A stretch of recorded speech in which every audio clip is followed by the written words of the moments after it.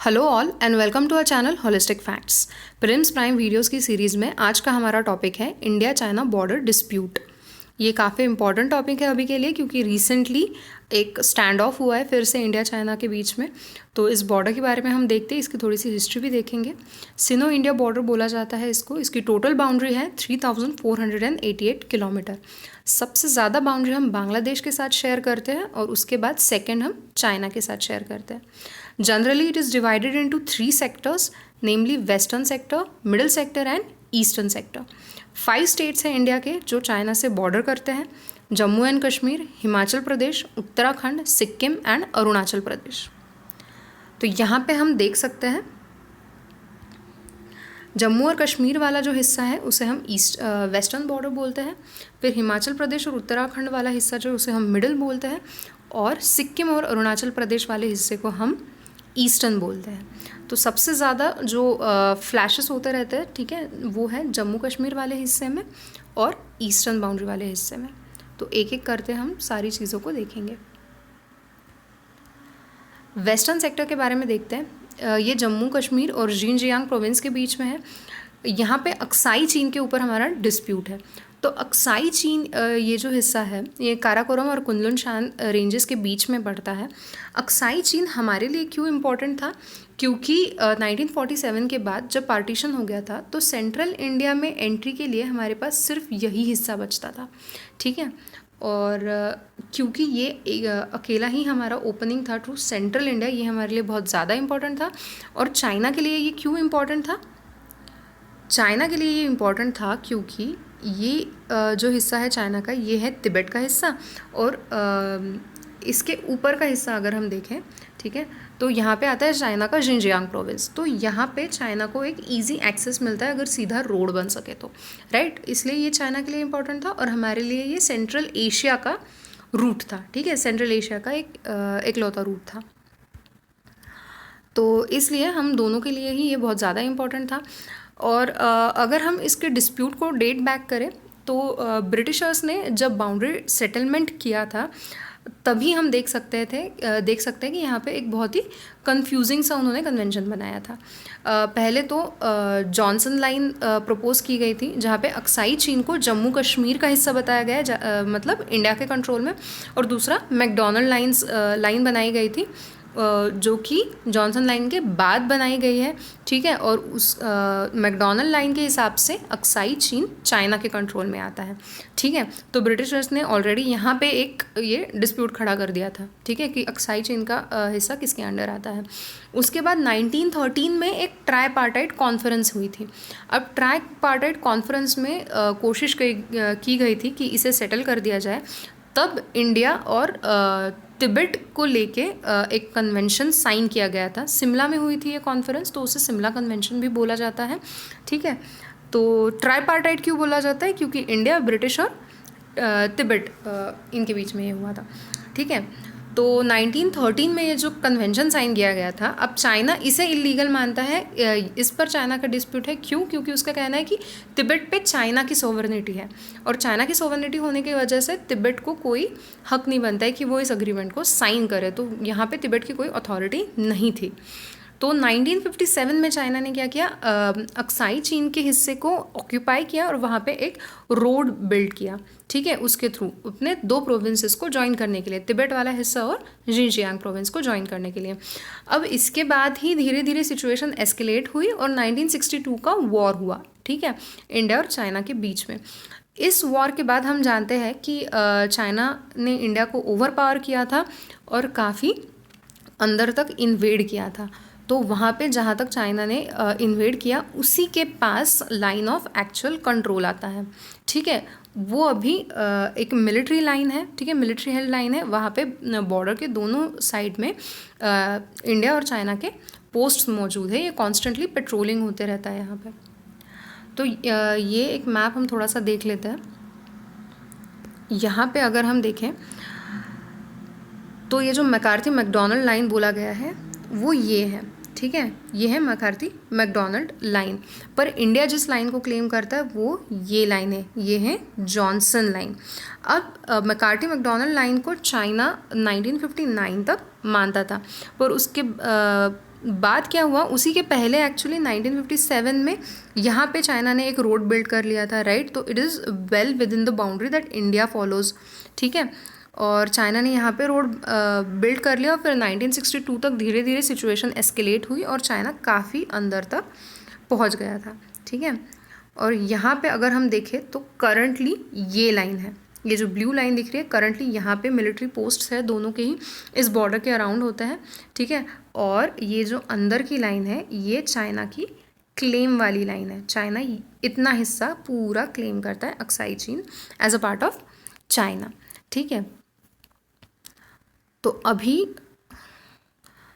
अभी कहाँ पर है हम, अभी यहाँ पर है और इसी को LAC माना जाता है। पर याद रखिए LAC को ऑफिशियली डिफाइन नहीं किया गया है, ठीक है।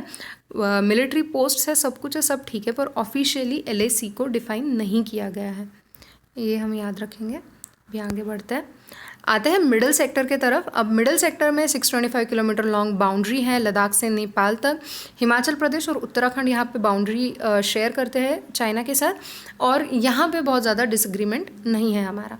फिर हम आते हैं ईस्टर्न सेक्टर में। तो इस सेक्टर में 1140 किलोमीटर लॉन्ग बाउंड्री है चाइना के साथ, और भूटान से लेके म्यांमार तक इस बाउंड्री का जो हिस्सा है उसे मैकमोहन लाइन बोलते हैं, और ये हमारी सबसे ज़्यादा डिस्प्यूटेड लाइन है, ठीक है। मैकमोहन लाइन को अगेन चाइना एक्सेप्ट नहीं करता है, क्योंकि ये पर्टिकुलर बाउंड्री भी ट्राईपार्टाइट कॉन्फ्रेंस के वक्त स्टेट की गई थी, तो तिब्बत का कोई हक नहीं बनता है इस पर, ये चाइना का कहना है। यहाँ पे अगर हम देखें तो ये हो गई मैकमोहन लाइन, अरुणाचल प्रदेश का हिस्सा, ठीक है। और चाइना का कहना है कि पूरा का पूरा अरुणाचल प्रदेश ही साउथ तिब्बत है, ठीक है, तो वो तिब्बत का ही हिस्सा है। बट ये रीजन जो है वो इंडिया एडमिनिस्टर करता है, ऑब्वियसली ये इंडिया के कंट्रोल में है। तो ये एक दूसरा मेजर डिस्प्यूट है हमारे बीच में। अब ये हमने बाउंड्रीज तो देख ली है, अब देखते हैं मेजर इश्यूज़ क्या है। तो बस रिसेंटली एक डोकलाम इश्यूज़ 2017 में हुआ था, वो हमारे लिए इम्पॉर्टेंट है। इंडिया चाइना बॉर्डर पे हुआ था, सिक्किम साइड में। तो यहाँ पे ट्रूप्स के बीच में फेस ऑफ हो गया था। जो ट्राई जंक्शन है हमारा इंडिया चाइना और भूटान के बीच में, वहाँ पर ये पर्टिकुलर स्टैंड ऑफ हुआ था। डोकलाम एरिया बहुत स्ट्रैटेजिक है इंडिया और चाइना दोनों के लिए, क्योंकि पहली बात तो ये भूटान के साथ उसको शेयर करते हैं, जो कि हमारे बीच में बफर स्टेट है। और ये बोला जा रहा है कि एक्चुअली भूटान के साइड में चाइना के ट्रूप्स जो है वो आ गए थे, ठीक है। तो इंडिया वॉलंटरीली भूटान के हेल्प के लिए वी मूव्ड फॉरवर्ड, और फिर यहाँ पे इंडिया और चाइना का स्टैंड ऑफ हुआ। और क्यों इम्पॉर्टेंट है इंडिया के लिए ये, तो क्योंकि ये चिकन नेक जो है, चिकन स्नैक सिलीगुड़ी कॉरिडोर जिसे हम बोलते हैं, उसके काफ़ी पास है। हम यहाँ पे मैप में इसको देख लेते हैं। ये देखिए, यहाँ पर है सिक्किम, भूटान, और यहाँ पे है चाइना रीजन। तो ये जो ट्राई जंक्शन रीजन है, चुम्बी वैली वाला रीजन, यहाँ पे ही डोकलाम है, ठीक है। और ये हमारा है सिलीगुड़ी कॉरिडोर, ठीक है। तो ये रेस्ट ऑफ द इंडिया को नॉर्थ ईस्टर्न इंडिया से कनेक्ट करता है। तो हमारे लिए ये एक बहुत ही ज़्यादा इंपॉर्टेंट हिस्सा है। यहाँ पे अगर चाइना इन्वेड कर लेता है, अब हम जानते हैं भूटान हमारे लिए बफर जैसे काम करता है, पर यहाँ पे अगर चाइना इन्वेड कर ले तो ये कॉरिडोर बहुत ही ज़्यादा पास आता है, ठीक है। और अगर ये कॉरिडोर कट हो गया तो हमारा नॉर्थ ईस्टर्न इंडिया के साथ कॉन्टैक्ट कट हो जाएगा, ठीक है, लैंड कॉन्टैक्ट कट हो जाएगा। इसलिए हमारे लिए ये बहुत ज़्यादा इम्पॉर्टेंट है। देन अभी जो डिस्प्यूट हुआ है रिसेंटली वो क्या है, तो चाइना के फॉरेन मिनिस्ट्री ने अक्यूज़ किया था the Indian army of attempting to unilaterally change the status of LAC। अब ये उन्होंने क्यों बोला है, क्योंकि शोक रिवर जो है, जो LAC के पास से जाती है, ठीक है, इंडिया ने डारबुक शोक डॉलेट बेग ओल्डी, ठीक है, या फिर DBO, ये रोड कंस्ट्रक्ट किया था 2019 में लेह और काराकोरम पास को कनेक्ट करने के लिए। अब चाइना ने भी, हम जानते हैं, अपने बॉर्डर के साइड पे ये सारे इंफ्रास्ट्रक्चर्स खड़े करके रखे हैं कनेक्टिविटी बढ़ाने के लिए। बट द सेम चीज़ अगर इंडिया करने की कोशिश कर रहा है कि हमें बॉर्डर के पास कनेक्टिविटी बढ़ानी है, तो यहाँ पे चाइना को थोड़ा प्रॉब्लम है, ठीक है, which makes no sense. Then India also maintains a key landing strip at DBO at 16,000 feet. तो यहाँ पे हमारे ट्रूप्स भी हैं, बट हम अभी भी कम्प्लीटली LAC के अंदर ही हैं जो भी काम कर रहे हैं। बट इसी को एक बहाना बना के चाइना ने एक स्टैंड ऑफ खड़ा कर दिया यहाँ पे। The incidents took place in Naku La sector and in contested area near Pangong Tso lake. Pangong Tso lake जो लद्दाख में आता है और नाकुला सेक्टर जो है वो सिक्किम में आता है, ठीक है। तो मतलब एक्चुअल में वो जो रोड है वो हम ये इस साइड बना रहे हैं, ठीक है। इधर साइड वो रोड बनाई जा रही है, तो पैंगोंग त्सो लेक के साइड पे एक स्कर्मिश हुई है और यहाँ पे नाकुला सेक्टर तो बिल्कुल इधर ईस्टर्न साइड में आता है सिक्किम के पास, एक स्कर्मिश यहाँ पे हो गई है, ठीक है। तो अभी हम क्विकली थोड़ा सा इस लेक के बारे में और नाकुला पास के बारे में जान लेते हैं, क्योंकि रिलेटेड चीज़ें ही पूछती है UPSC हमेशा, तो इसलिए हमारे लिए ये इम्पॉर्टेंट है। तो नाकुला जो है ला मतलब पास होता है, तो नाकुला जो है वो 5,000 मीटर्स है above mean sea level in the state of Sikkim, ठीक है। तो पास का मतलब क्या होता है कि माउंटेन रेंजेस में इट इज़ अ वे जहाँ पे आप फिजिकली मूव कर सकते हो, ठीक है, एक जगह से दूसरे जगह जा सकते हो, इसलिए ये एक बहुत ही स्ट्रेटेजिक पॉइंट बन जाता है। बाकी कुछ जो पासेस हैं जो सिक्किम में इंपॉर्टेंट पासेस है, one of them is Nathula pass and the other one is Jelepla pass. तो ये नाम बस आप याद रखिए। फिर आते हैं हम पैंगोंग त्सो लेक के तरफ, जो कि लद्दाख में है, ठीक है। It is located in Himalayas at a height of 4,350 meters. It stretches out from India to China. तो मैक्सिमम पोर्शन इसका जो है वो चाइना के कंट्रोल में है और 1/3 वाटर बॉडी इंडिया के कंट्रोल में है। ये टेथिस जियोसिंक्लाइन से बना हुआ है। हम जानते हैं टेथिस जियोसिंक्लाइन के ही जगह पे अभी हिमालय खड़ा है, राइट। तो उसी का रेसिड्यूल है और ये एक सॉल्ट वाटर लेक है। देन स्ट्रेटेजिक सिग्निफिकेंस क्या है इसका, तो naturally speaking at such strategic significance नहीं है इसको, सॉल्ट वाटर लेक भी है ये, but it lies in the path of Chushul approach, one of the main approaches that China can use for an offensive into Indian held territory। तो जो भी strategically politically important जो चीज़ें हैं यहाँ पे, ठीक है, उन पे हमेशा ही चाइना की नज़र रही है, हम देख सकते हैं।